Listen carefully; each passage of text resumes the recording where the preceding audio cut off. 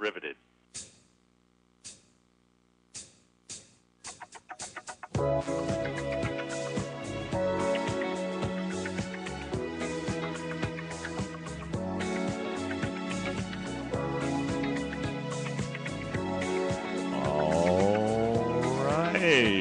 Welcome back, everybody.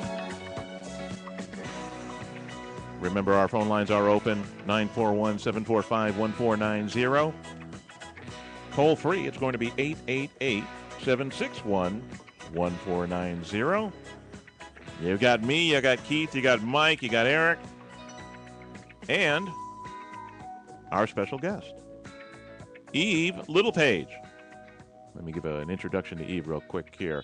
Eve's story is about the difficult circumstances that drove her into the stripping business and how she struggled to find a way out and into a more wholesome life. Her interest in metaphysics started at a young age. Though not the main focus, her book is sprinkled with references to the I Ching, ghostly visitations, spiritual epiphanies, and other mystical themes. It's an inspiring story for anyone who has ever felt stuck in a job or relationship that seemed impossible to escape, and I think we can all relate to that. Yes. It's a coming-of-age story that has more universal appeal than one might expect in a stripper's memoir, and that is a fact. Eve Littlepage, welcome to the Mix Show. Hello. Hello. Thank you. There you Thank go. you, All right. Thank you for that introduction. That was wonderful. I'd also like to throw in the title of the book that we were referring to there. Yeah, because you probably want to sell some of those. Yeah, sorry about that. What was it? My first goal is to get it published, and that's on the verge of that right now. And the title of it is Celestial Bodies in Orbit, Memoirs of the Unknown Stripper. All right. Cool. And there's stories behind that, too, that we may or may not get into.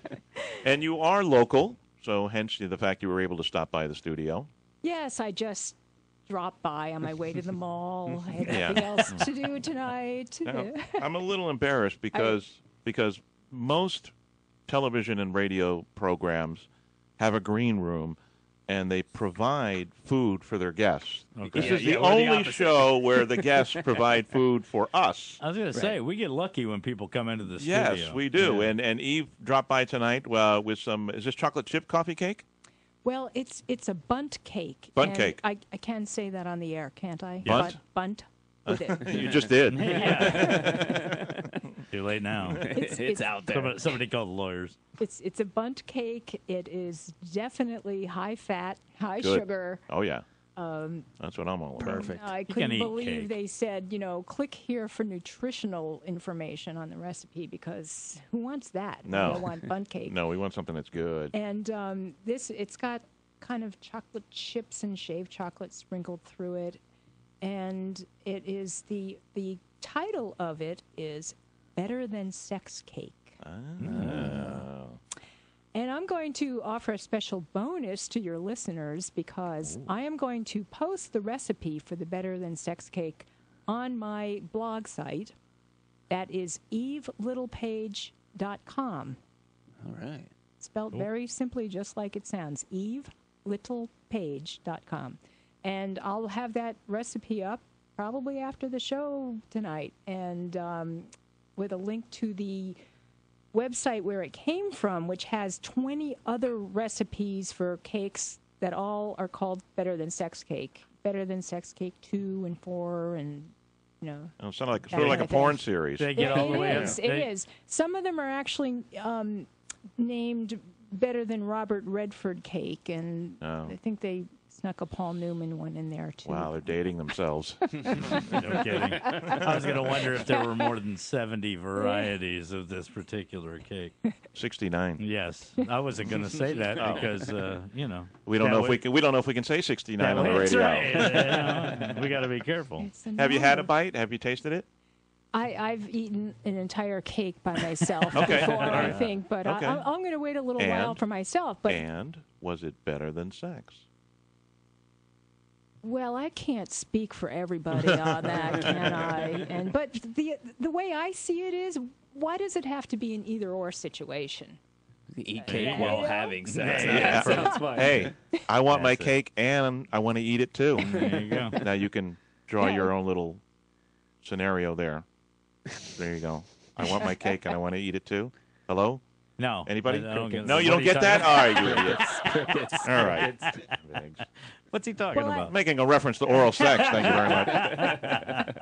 A bad I thought one. that was. All I thought right. that was pie. All right. Pie. Yes. There you go.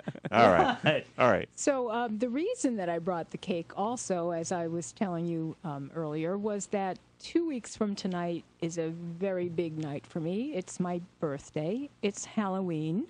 And it's one of those big decade birthdays that I don't want to say, but It's a round number. yeah, it's a round number. Why don't you say it? Why not? Well, it's easy enough to do the math. I'm writing on my blog about memories that are tied into music, and I'm referring to in 1964 when I was 12. So if anyone can do math in their head, they can probably figure it out. None of us. No. No, not our audience. Actually, 38, something like that. I've already. Me neither. These I gotta guys get a speak for calculator. themselves. I've already done the math, and I understand. And it's wrong. Mike. And here's the thing: I'm 80% as old as you. Oh no! Then I have to do fractions and divisions. So that's just not fair. That's just not fair. I was born when you were 12. Give me it. Oh, that means I was Okay. born when you were 12. Yeah, All right. very good. Gotcha. Yeah. So I wanted Now just to, add 12. I figured when you get into Wait, those no, I gotta big add decade, 26. when you get into those big decade birthdays that you can celebrate for a month. So I'm starting tonight. I've 2 weeks before and right through 2 weeks after. I'm in party mode. So that's a lot of cake. 2 weeks. A lot of cake. But I also brought some other little surprises. I guess I have to describe them for your radio listeners, but I brought a banner to hang up. Which they could Yes. probably see on Ustream if they go to ustream.tv and type in the Mix Show It's cam. one- They'll see Eve It's one on of those camera, cute- and they'll see the backdrop that she brought, which is Grim Reaper Yeah, it's holding one of those a cute little cartoon skeletons. There's yeah. a whole cartoon series with these guys. I Grim Reaper think. holding a birthday cake. Yeah, when you're born on Halloween, that's the kind of gifts you get from your sister. Thank you, sis. Grim Reapers There you with go. bearing happy birthday greetings. And you also get some other unusual things. Let's see, what have I got here? A few whistles, and I'd like to describe them first. I have two whistles. One looks like a little pumpkin, and the other looks like a little bat. And when you put them in your mouth, they look really funny because they just turn your lips into a bat. And this is what they sound like. Here's the bat first. That's like a scary. kazoo. Yeah, sort of. It is kazoo-like. Yeah. Yeah, We I have think- our own We kazoo have orchestra. We're a kazoo Do you- band. oh, Yes. really? Oh, yeah. I love that. Oh, You you gotta jam with us. Maybe you can play Happy Birthday to me on the kazoo. We That's- definitely- Definitely. Do you We My did that. ultimate We did that fantasy. We for did, my we wife. did that for his a couple wife. of months ago. I think it's the only song we know. What a coincidence. And- so I want to see if the pumpkin one sounds any different. Mike. Okay, let's do the bat one more time, and I'll do the Bag of- pumpkin for a little comparison here. All right, bat. Pumpkin. A little more bass to it. Sounds like Yeah. sounds like it's going the opposite direction. Oh, want to do that? Okay. Out goes the mic. Maybe you move on to the kazoos anytime. Oh, okay. Wait, the straw first. Oh, you got your Thank little you for the pumpkin water. straw. And there's this, pumpkin straw. Hold it up to the camera here. And this is it's a purple straw that's got a spiral in the middle and a pumpkin on the top of it. And when you put it in the water and drink it, little pumpkin will light up and make funny noise like a whistle, but different. Uh-oh, it's not working. No. We're having technical difficulties. You just set that aside And when the kids knock on your door for trick or treat, you just throw it in a bag. You just say, "Here you go, kids." With a nickel. With a nickel. I washed it and I wrecked it. You submersed it. Yeah, I must have submersed it. Yeah, you can't do that. No, now it's just a straw. Yeah. Oh well. Sorry about that. Well, It's all right, I it's all have right. one recommendation. That's the worst technical difficulty we have. I have one recommendation. Don't do that on Oprah. Okay? Make sure it works. That's right. Make sure it works before you go on Oprah. Or else. Yeah, I was concerned about the cake because I thought, oh my God, every radio and TV show now, they're going to expect me to show up with a cake. Yeah. No. Well, Don't worry. We don't not, care. We're not going to tell anybody else. Well, it'll be our little secret. we don't care. We got our cake. We don't care. That's right. Caller, go ahead. You're on the air with Eve Littlepage. Caller, go ahead. You're on the air with Eve Littlepage. Tell Eve this is Arturo, her husband. Arturo. Mr. Littlepage. Are you? I thought I'd be the first one to call in and say hi to my lovely wife. Are you watching her on the internet? Yes, and I'm also a photographer, and somebody needs to fix the camera. Oh. Did it cut off my head? Saying any names, Eric? Yeah. There you go. There There we Help go. you out All there, right. the camera. All right. better? There we go. Thank you, Arturo. Arturo.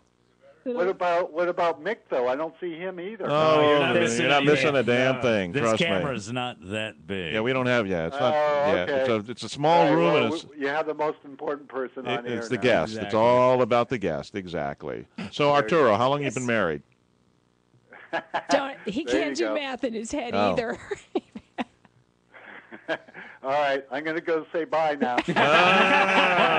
Oh. Pleading the fifth. As long as you don't forget our anniversary.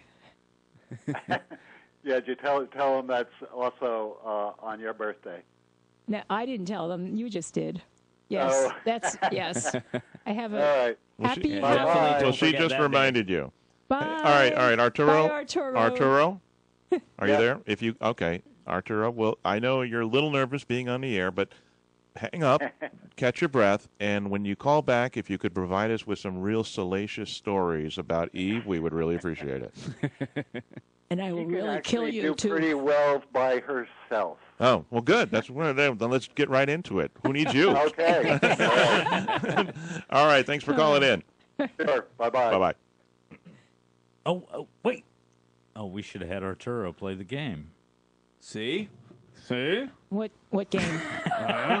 You didn't tell me about games. There's a Games? game, yeah. there's a and it only involves brief nudity, okay? Just letting you know. On our part. On our part. Yeah. We're all You going to can- get naked. You can sit join there in if you fully want.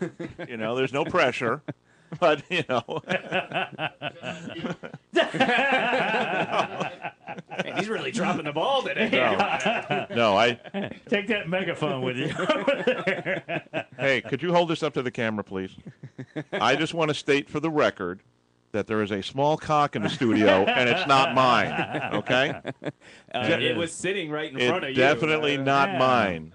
Wait a minute. Who did that cock ride here with? I think we need to clarify this for your listeners because if they're No, not they looking get at it. the tape, They get it. They've already heard it before. Oh, yeah, they've heard it, yeah. So they know it's a little red Yeah. plastic How did that chicken get here?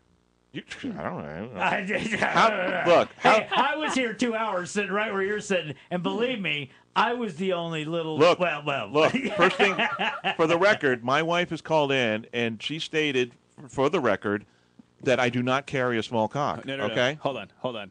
No.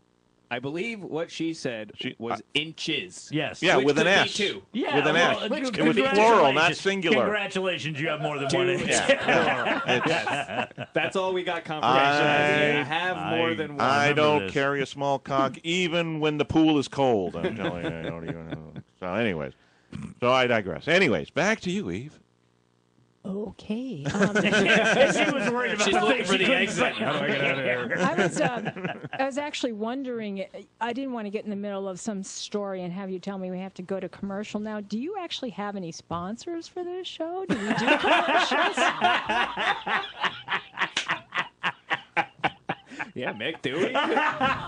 Some of those paychecks. Our guest this evening, We have to cut to go to commercial break? Or... our guest this evening has been Eve Littlepage. Eve, thank you for stopping by. Thank you for the cake. I just bashed my face on the mic. Oh my God.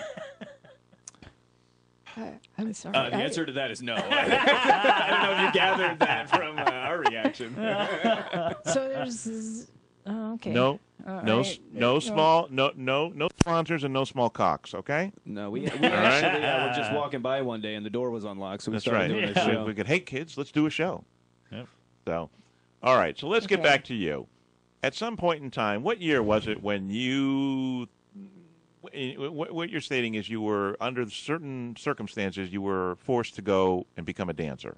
Well, I wasn't forced by anybody else. Right. I want to make that clear. And there are women that are, and that's just a horrible thing.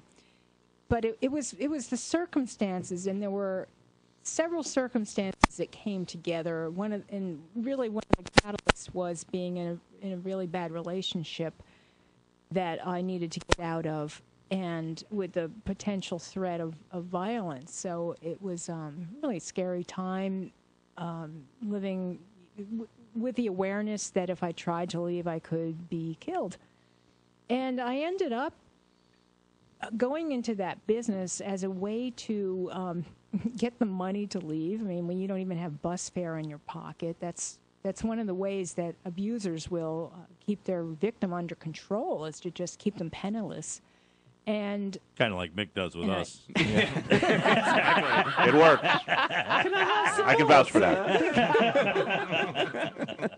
I'm sorry. It's so you guys are thinking about joining the Chippendales now? Yeah. No, we're actually thinking about killing Mick, I think. we're gonna form the Heckle Jeckles. So what year are we talking about? It was partly to get the money to get away, and also to assert my independence. I actually, when I told him that I was thinking about doing that, I really expected him to stop me. And when he didn't, and he thought it was a good idea, then I just thought, well, if his meal ticket is going to make more money, why should he stop her?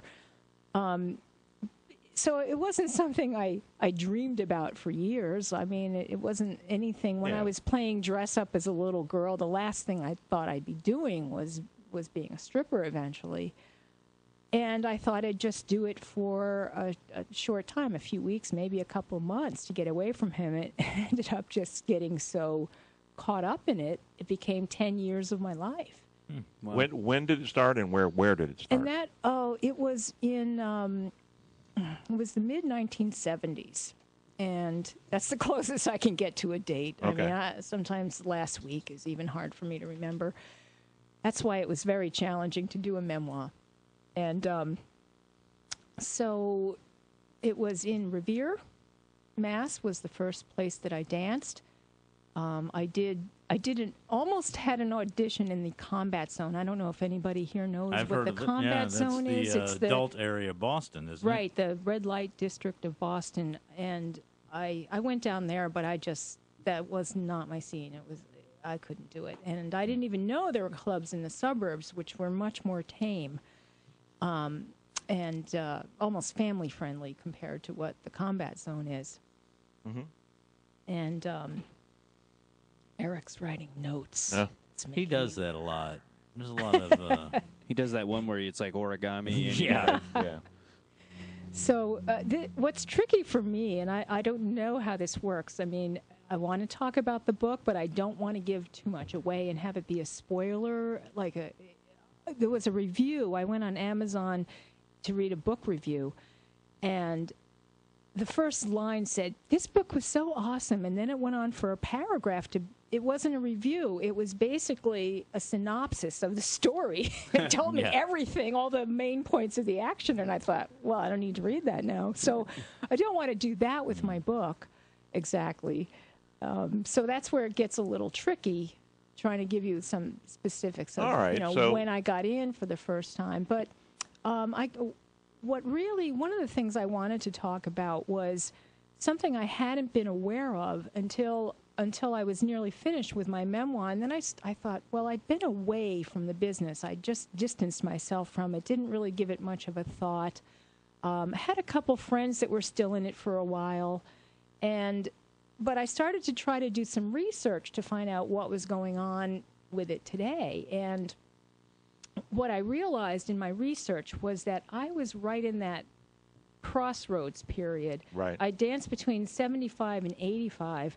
And according to something I saw on Wikipedia, the burlesque died in the 60s. Yeah. Is what they said. Well, there were still traces of it because a lot of the clubs I worked at would get in these burlesque dancers that were headline Las Vegas acts. Right, yeah. And they would come in. I very often would work days, and maybe I do a double shift and work nights, but mostly I ended up working days in a lot of clubs, and they'd have these headliners in for a matinee for the day crowd, and then they'd come back, you know, and work in the evening. And I saw Chesty Morgan at the Golden Banana in Peabody, Mass. Back then, and I saw Dusty Summers, who was a guest on our show previously. Yeah, she's called in and given an interview and talked about her book as well. We also talked to April March.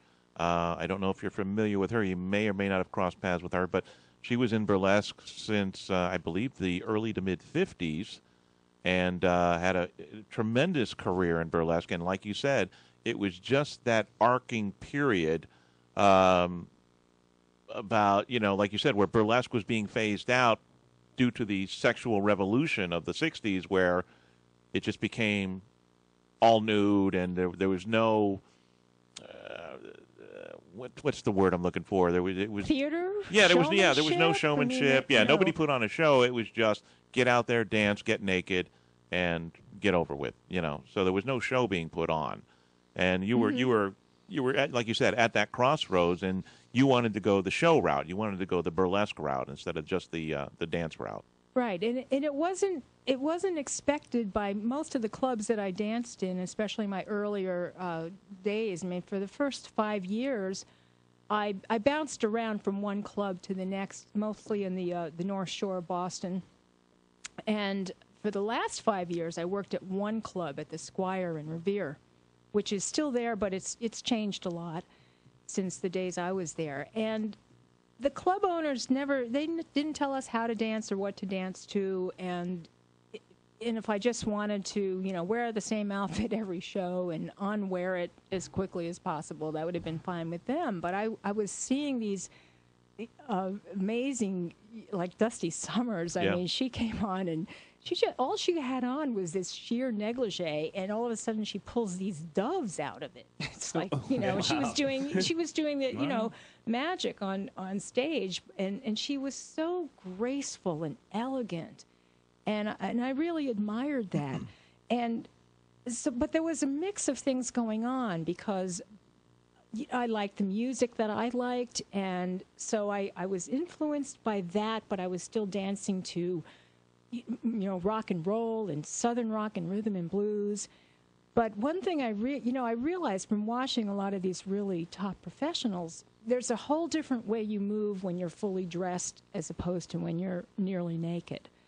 And so I planned my shows accordingly. I'd have my more energetic, fast-moving songs when I had my full costume and swirling fabric all over the place, you know, like crazy. And then the more naked I got, the more controlled and deliberate and streamlined my moves became.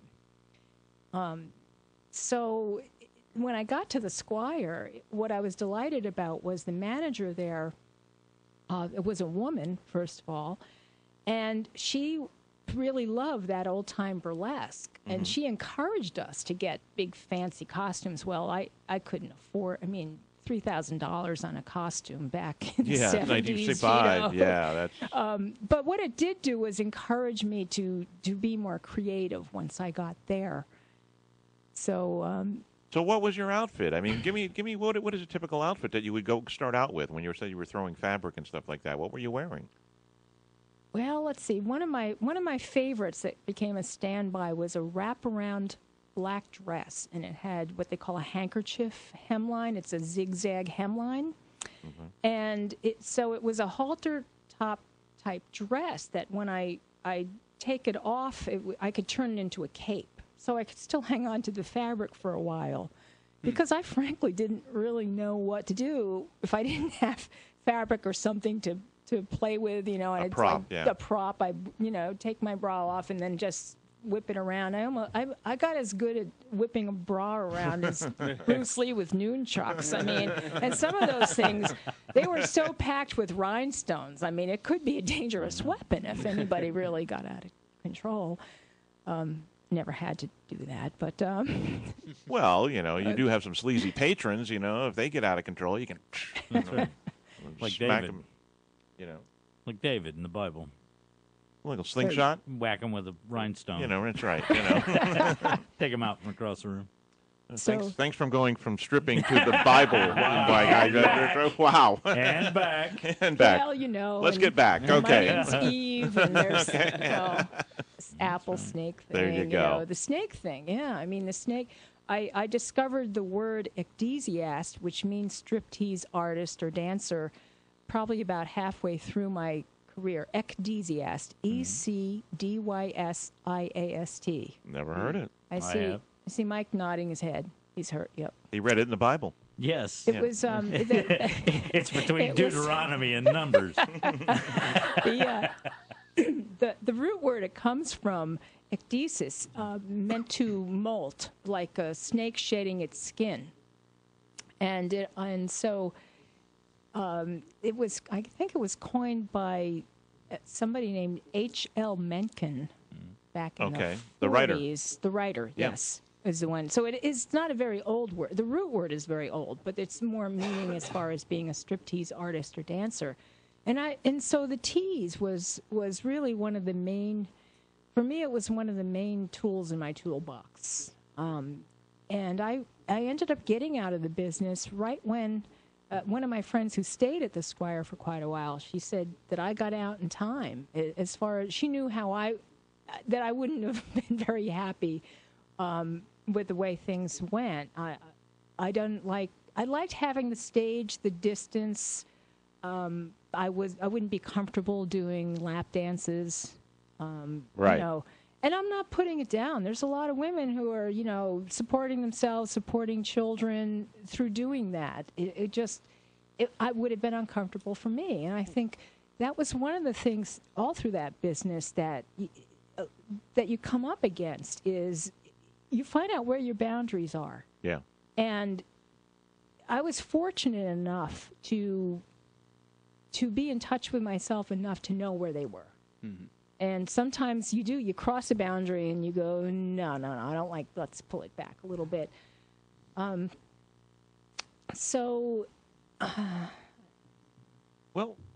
I don't know where to go from here. No. I'm just saying, I'm trying to, when did lap dances become part of the game? I mean, they weren't doing those in the mid-'70s, were they?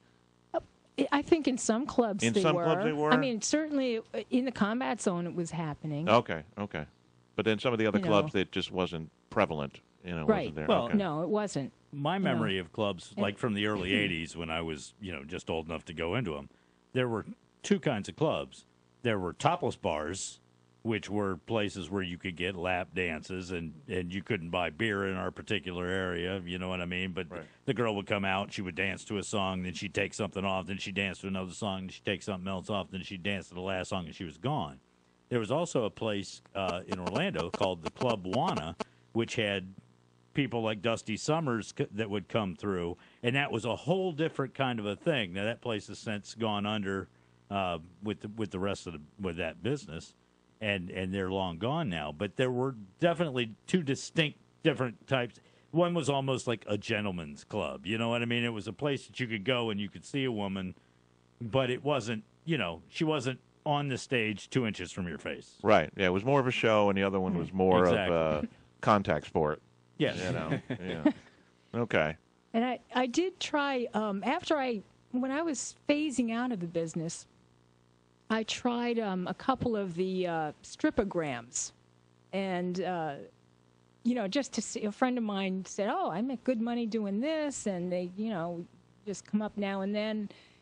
But again, it was that close quarters thing. But the first one I went to was just absolutely hilarious because I was hired by this kid's mother for his 21st birthday. Oh, now, he was 21, but he was a very young-looking 21-year-old. I mean, he looked 14. And I go to this little apartment in Somerville, Mass., and the mother was there and, I don't know, a dozen of Davy's friends. And so I just started dancing around, and and she didn't even. I think she just wanted me to be topless. That was as far as she wanted me to go. And I had, I don't know, probably the black lace leggings and garter belt thing happening. And so I had a fan. I had a fan in my hand, and so I got set my little boom box up and started dancing, and it felt so odd to me because I had been on a 20-foot square stage, and now you're in somebody's living room, double full circles of fabric swirling around, and now it's more intimate, and it's and all his friends and the music's playing, and I'm just doing my little thing, and all of a sudden I hope I don't get in trouble for this, but all of a sudden I hear his friends all start chanting, Davy's got a heart on, Davy's got a heart on. And so it's good to know what all of his friends were looking at. Yeah. I'd question their friendship. What are you looking at, dude?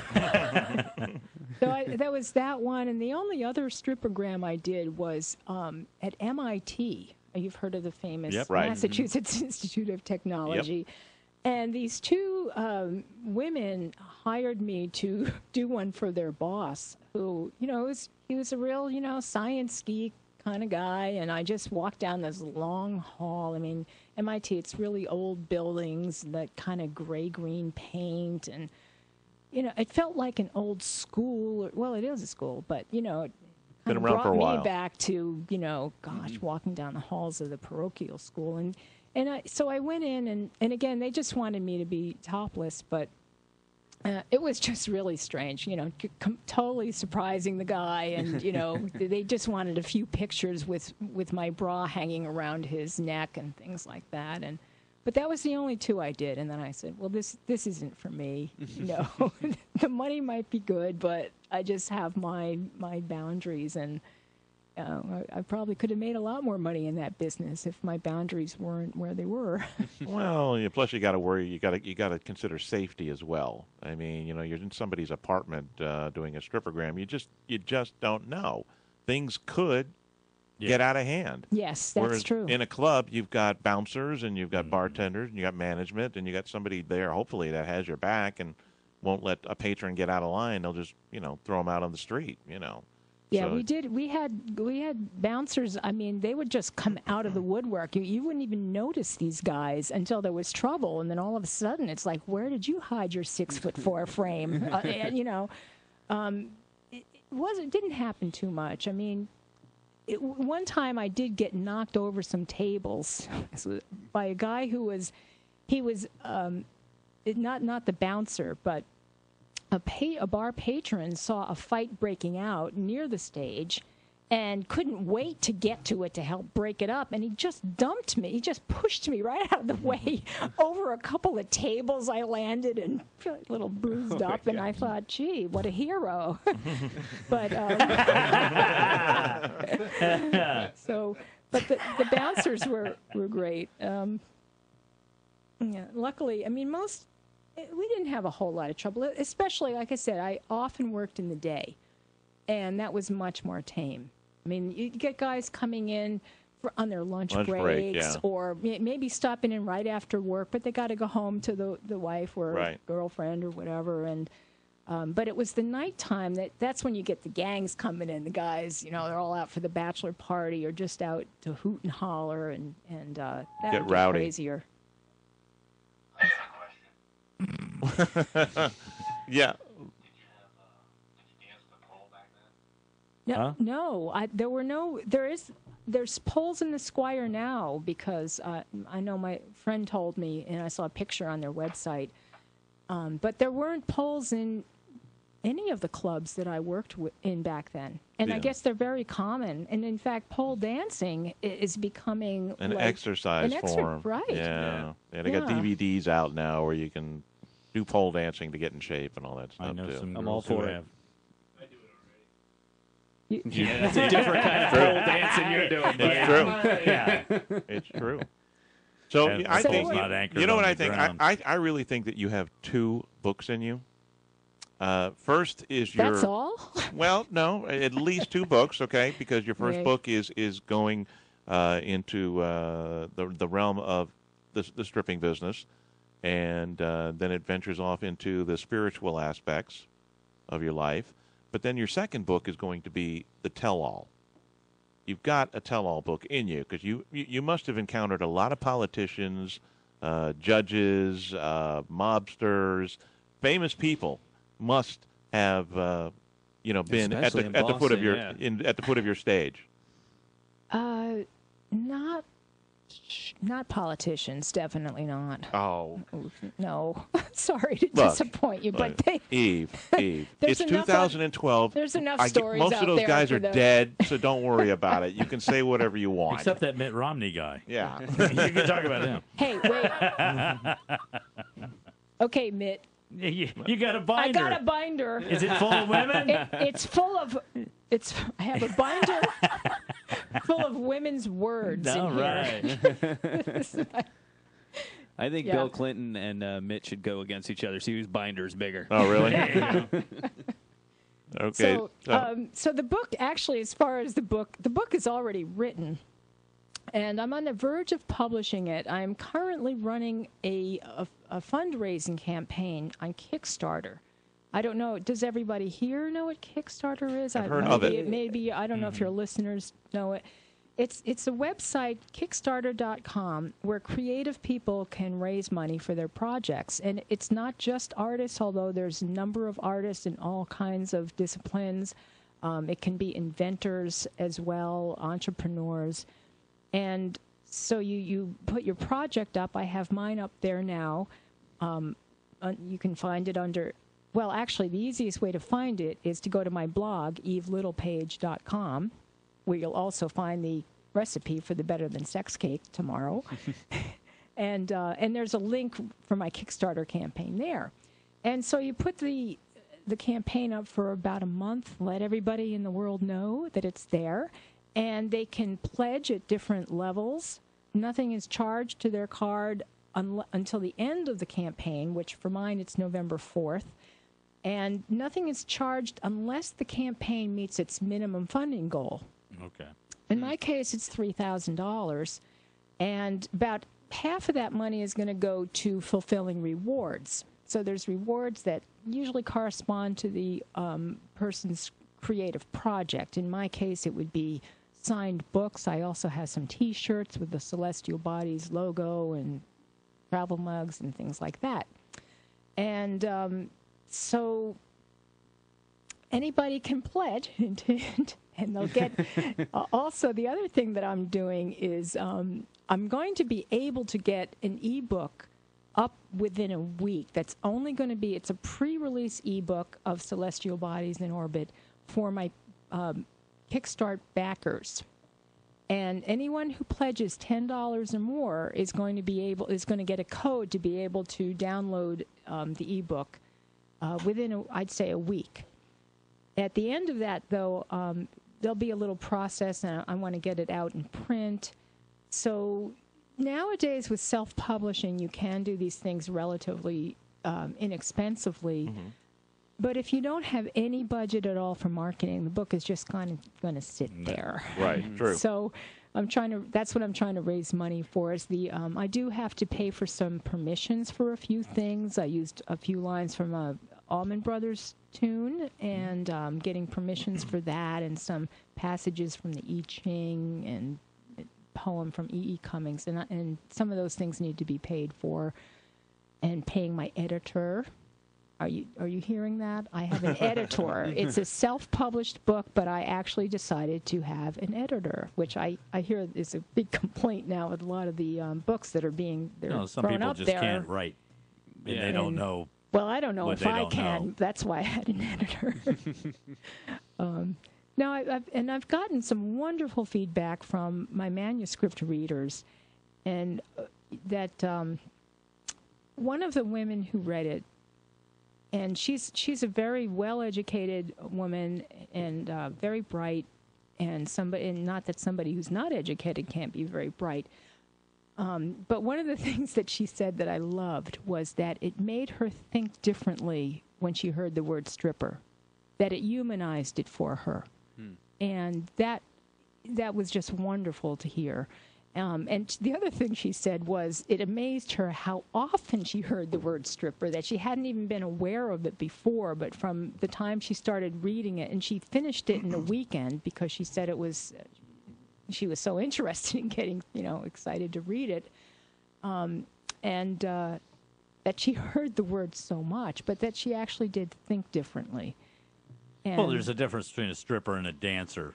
A stripper's a much older, a stripper actually took things off a little at a time versus a dancer who just comes out and whips it off. Well, I say a strip. I distinguish them by saying strip tease dancers. Yes, that was the tease. And burlesque, yeah. Yeah. Yeah.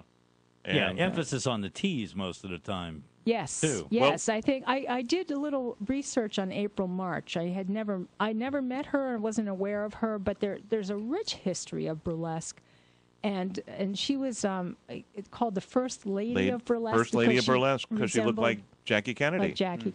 Yeah. Like Jackie O. Yeah. Well, Jackie O. I had her Jackie on the Kennedy. show. And- The stories she could tell you, amazing. Absolutely amazing.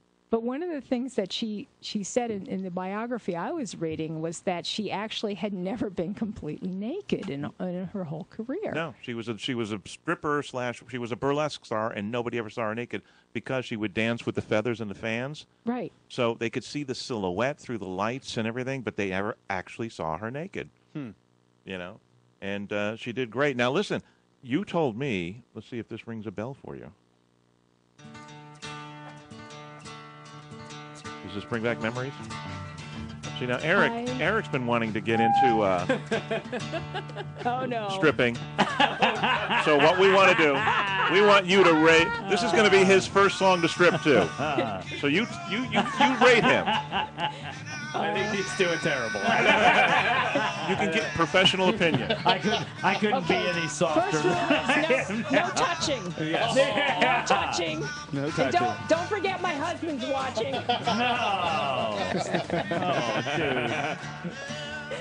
I'd say not bad, but lose the mask. Wait, did you see his face though? I don't know. Yeah, I'm Midnight Rider. I'm the Midnight Rider, the wrestler. Dusty Rhodes. Uvalde Slim. I'm gonna get a mic that faces the wall. No, I'm not a dancer. See all this stuff. That's no kidding.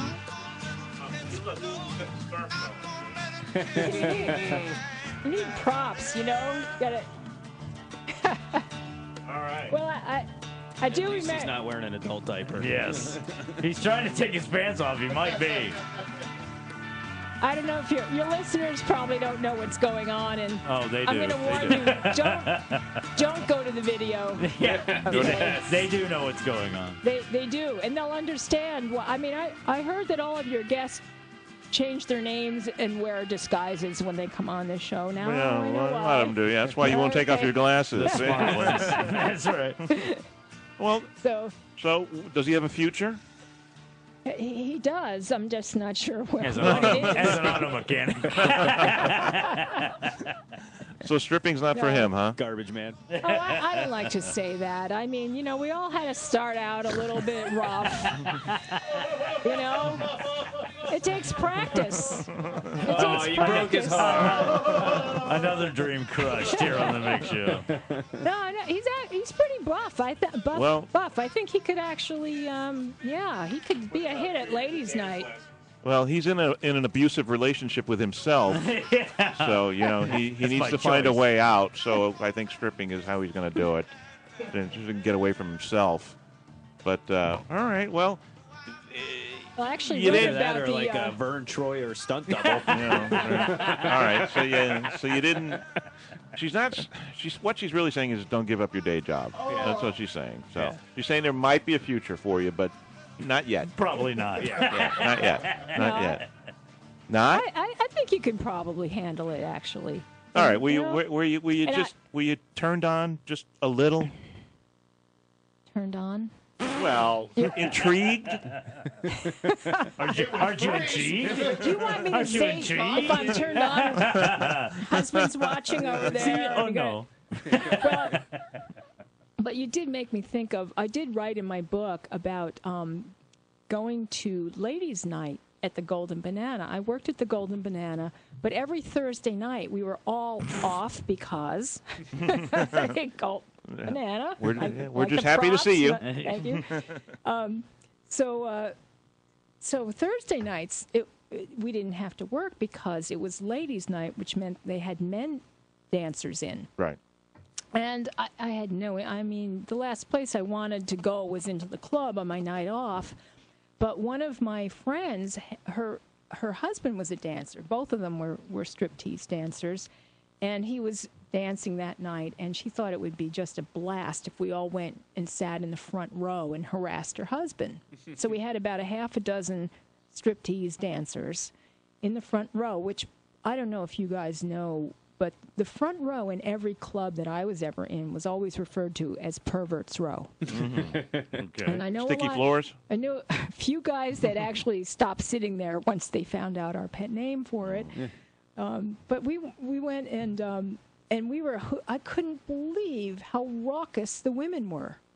They were just over the top. I mean, if I had to dance in front of that kind of a rowdy crowd day in and day out, I don't think I would have lasted. And they were whipping off, their bras and panties and throwing them on the stage, and so we were just going along with it and getting crazy. And I found out later that the husband of this friend of mine and the other male dancers there were terrified that night when they found out that there were some female strippers sitting in the front, because now we're their peers. It mattered to them that night more than any other night to really be good, and they were really embarrassed. And I thought that was kind of funny, turning the tables. For one night. For one night. For one night. So we were just playing Midnight Rambler. Midnight Rider. Midnight Rider. Oh, Midnight Rider. Pardon me. Ramblers, the Rolling Stones. Okay. Midnight Rider, and that was the first song you ever danced to? That was the first song. It was on the jukebox at the Surf Club. The first, and as soon as I hear those first few notes, it takes me right back to that first few minutes and being behind the curtain and trying to make that decision whether I really want to go through with this or It's run a pretty back, long tune, too. It's not no 3-minute ditty. No, well, for our a while, sets were right? 20 minutes. So you Okay. could dance to one song that was 20 minutes long. That's fine, So later on when I got into making my own tapes, sometimes there'd be 4 songs on the tape and sometimes 5, or a change. But yeah, it was very long for me that night. I wasn't sure what I was doing. Well, this has got a bit of a rhythm to it, so I could see shimmying on stage to this. Okay, I can get that. But I'm going to play some of these other songs that you like to dance to, and I'm just so confused. You're going to have to help us with this, okay? So we'll go into another one, and let's see.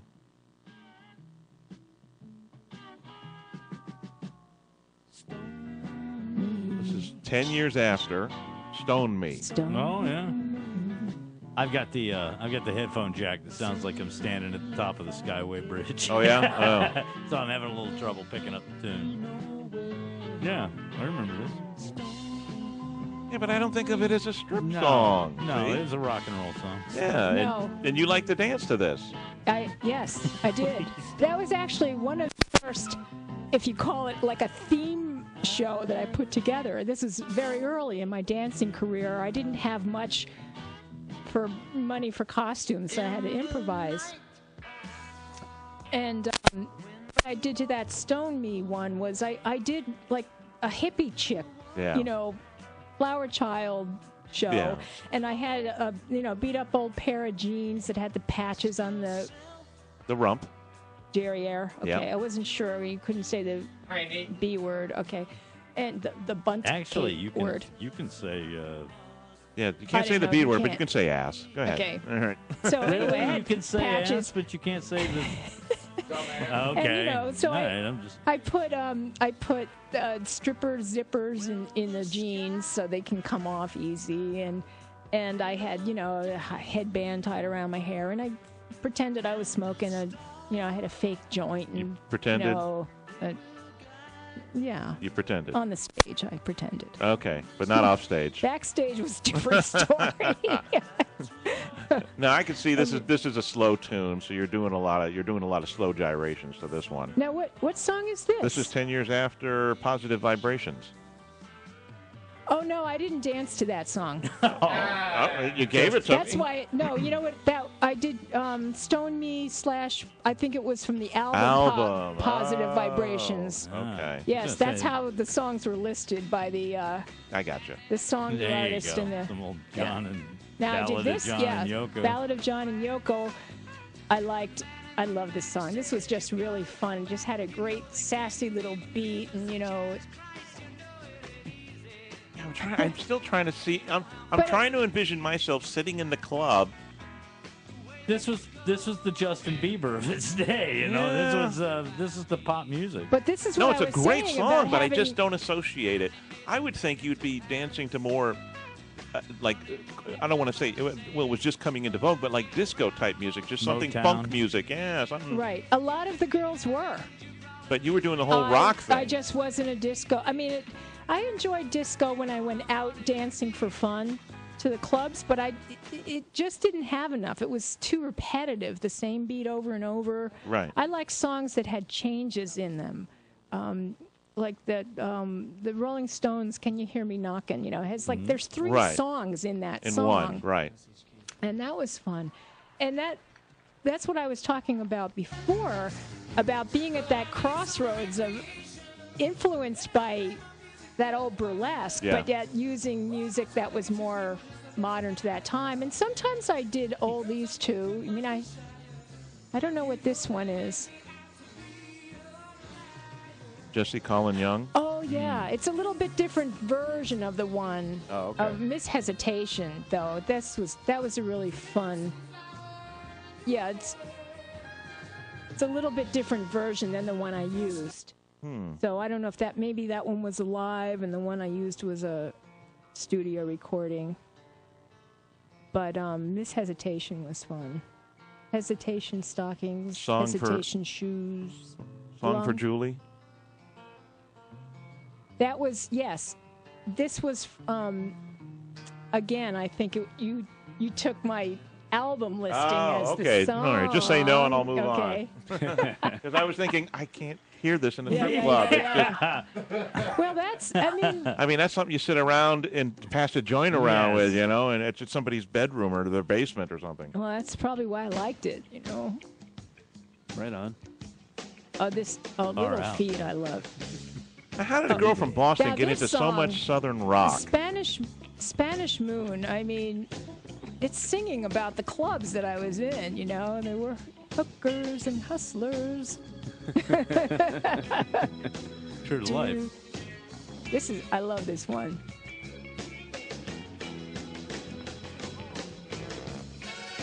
Okay, now this has got a funky, this has got a groove to it, so I can see dancing to this. Yeah. Yeah, and this one I had. This was a little bit later when I danced at the Squire, and I had a costume that I had. It was the first one that I designed myself and had made professionally, and it was a satin blue pantsuit that had like bell sleeves and bells. From the knees, it flared out, so there was still that fabric motion, but it had a rhinestone lightning bolt across the front of the jacket, and so a song like this, I probably started out with a lot of fabric and maybe took the jacket and was swinging that around to this tune.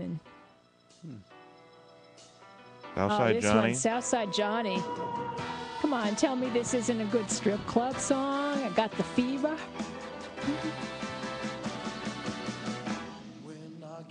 Yeah. Yeah. Yeah, definitely. Okay. And, you know, Yeah, those once he heard kind the of dude's things, voice, those little, it was you all know, good. that emphasis there, that little change. Yeah. You just didn't get that in disco. It was just fun. That's a very burlesque-y kind of a sound. That Yeah. This one, yeah. Yeah. You know, Yeah. baby. But I had to mix it up a little. I just get bored doing the same kind of music all the time.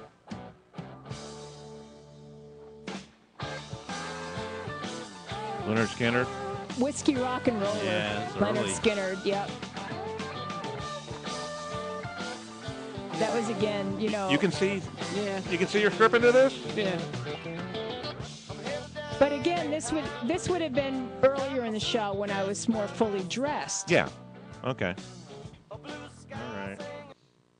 And I ended up getting into the Southern rock. That was definitely an influence from my first husband, who was a rock and roll rhythm and blues guitar player. Oh, okay. And, you know, it's like I always liked that kind of music, but I never even knew what, you know, I didn't define it until I was with him. And he definitely introduced me to more of it and expanded my repertoire with it.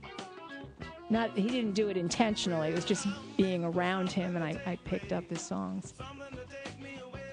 So you like the Little And Feat? I love Little Feat. Yeah. Well, with Lowell George, I mean, they're still a fantastic band, but I'm you know, sentimental about the old Little Feat. Yeah, I would think. Yeah, it just Going has back this great that song. time, Atlanta Rhythm section would be good. She's got one in for here. Yeah, dancing, I've got okay. one. Yeah, I do have one. And who was it? Average White Band would probably Oh, fit that in there. pick up the pieces. Pick up the Yeah, that pieces. was Cut the okay. cake. Yeah. I think I actually danced to that on a jukebox. I mean, that's Okay. not a, you know, I just gave you a scattering of some Right. of my favorites because I still have my old cassette tapes.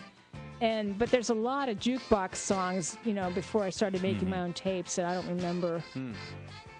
Okay. This David is from Bowie. David Bowie, Young Americans. Yeah, I mean, in this one, Now, he's made a you few know, tunes you could strip I had a too. red, white, and he, and I, you know, I do like a red, white, and blue themed costume, and had a whole like on this tape. I had all songs that had to do with America. Okay. Patriotic. Patriotic, feel. you know, just yeah. Flag pins everywhere. God bless America and watch me get naked. This is what makes this place great.